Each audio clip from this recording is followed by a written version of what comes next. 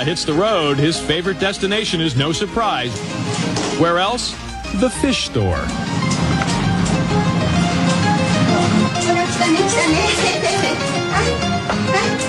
食べられるかな。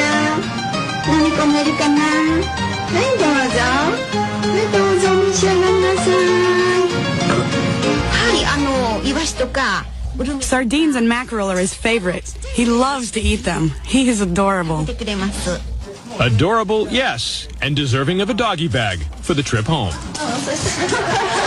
Lala grew up in the cold Antarctic and now lives in a city known for its heat and humidity. As he heads home, he seems to pause at this soda machine.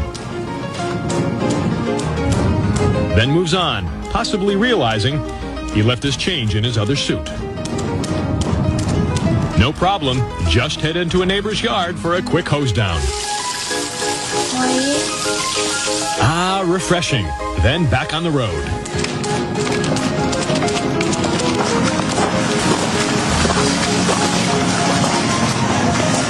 Once home, Lala gets his knapsack unpacked, checks out his room,